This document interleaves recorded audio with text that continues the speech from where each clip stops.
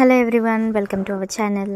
So ఇవాళ ఈ video start చేసే ముందు every year different kind of competitive examinations జరుగుతాయి.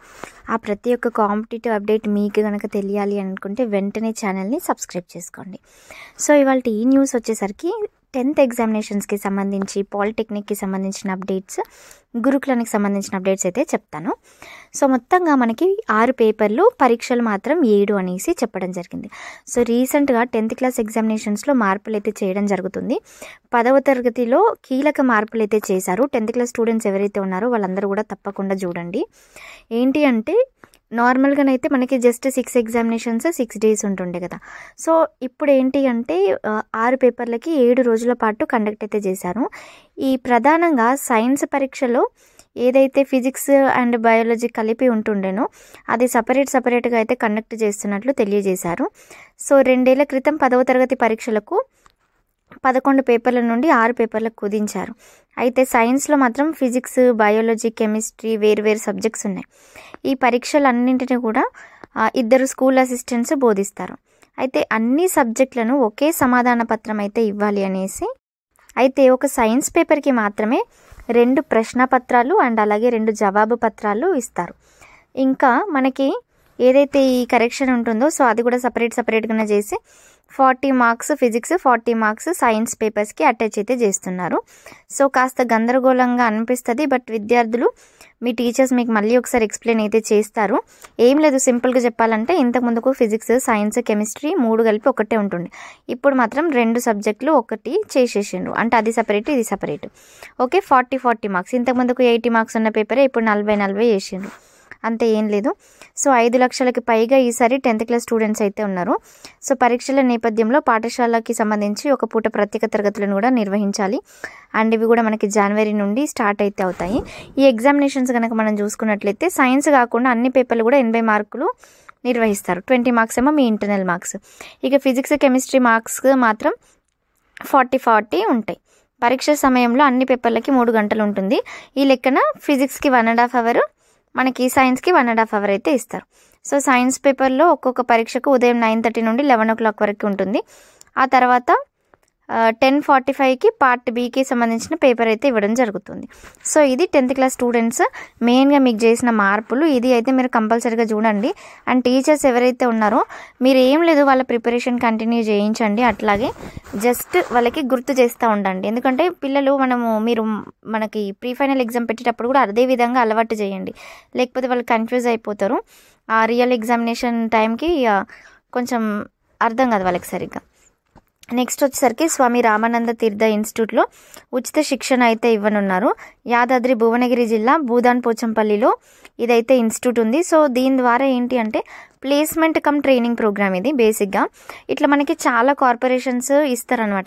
కొంతమందికి బీసీ కార్పొరేషన్, ఎస్సీ కార్పొరేషన్ అని, ఎస్టీ కార్పొరేషన్, ఇలా రకరకాల కార్పొరేషన్లు. సో అందులో రామానంద తీర్థ సంస్థలో ఉచితంగా శిక్షణ అయితే ఇస్తున్నారు.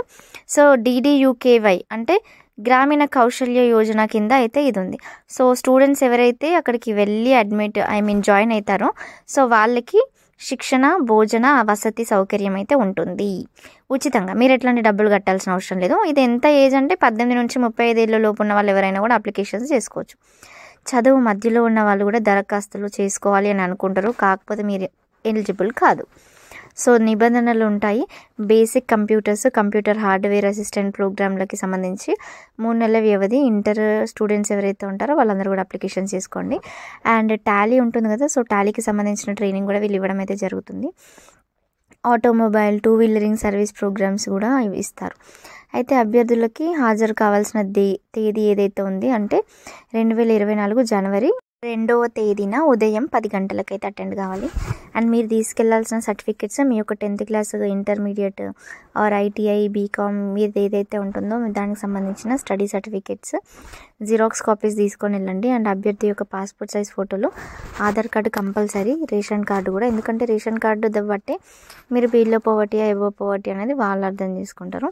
అండ్ ఎంపికైన విద్యార్థులు చెల్లించవలసిన రిఫండబుల్ డిపాజిట్ 250 రూపీస్ అయితే మీకు రిఫండబుల్ డిపాజిట్ అయితే ఉంటుంది.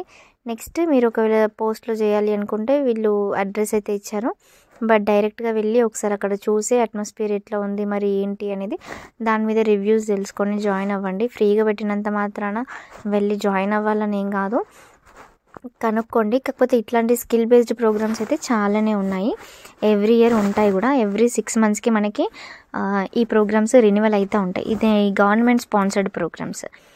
ఇంకా ఇవాళ నెక్స్ట్ అప్డేట్ ఏంటంటే పాలిటెక్నిక్ స్టూడెంట్స్కి సంబంధించి. నార్మల్గా పాలిటెక్నిక్ స్టూడెంట్స్ ఎవరైతే ఉన్నారో సో వాళ్ళందరికీ కూడా ఇంతకుముందుకు కొన్ని సబ్జెక్ట్స్ తీసేస్తున్నట్లు అట్లా అనేసి అయితే చెప్పడం జరిగింది. సో దానిపైననే ఇప్పుడు మీకు కంప్లీట్ డీటెయిల్స్ అయితే చెప్తాను. ఇంకొకటి ఏంటంటే ఎవ్రీ ఇయర్ పాలిసెట్ నోటిఫికేషన్ కూడా ఉంటుంది, అండ్ ఆ పాలిసెట్ నోటిఫికేషన్ కూడా మనకి ఈ డిసెంబర్లోనే రావడం జరుగుతుంది. ఇది మీరు అస్సలు మిస్ కాకండి. ఇక నెక్స్ట్ ఇంకోటి ఏంటంటే ఈ డిగ్రీ కాలేజెస్ ఏవైతే ఉన్నాయో so BA, BBA, BCA courses కంపల్సరీగా చేయాలి అనేసి AICTE నిబంధనలు అయితే ఉన్నాయి.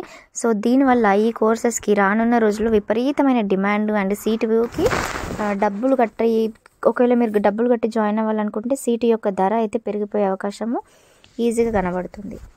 ఇంకొకటి ఏంటంటే పెండింగ్ చలాన్స్ ఏవైతే ఉన్నాయో వాటికి బంపర్ ఆఫర్ అయితే ఇస్తుంది గవర్నమెంట్.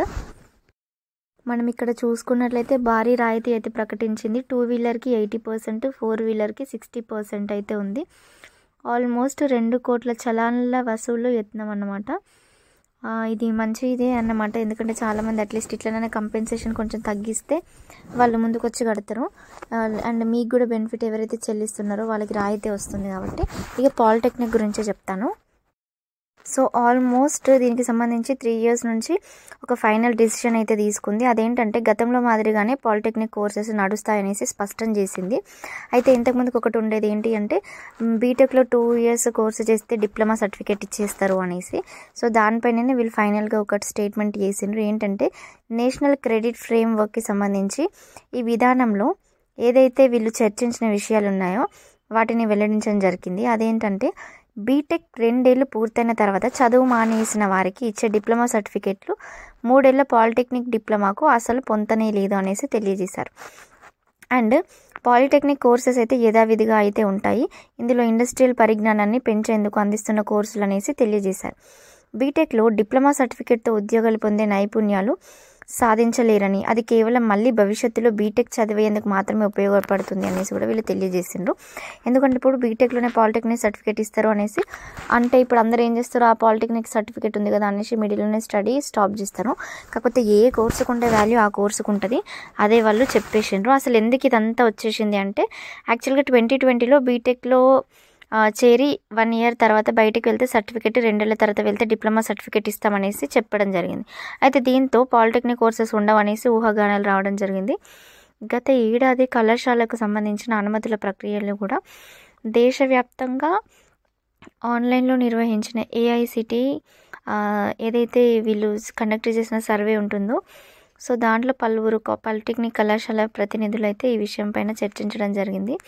సో ఇక్కడ మనం చూసుకున్నట్లయితే ప్రైవేట్ పాలిటెక్నిక్ కళాశాలలు 56 అయితే ఉన్నాయి, ప్రైవేట్ అయితే 62 ఉన్నాయి. Thank you.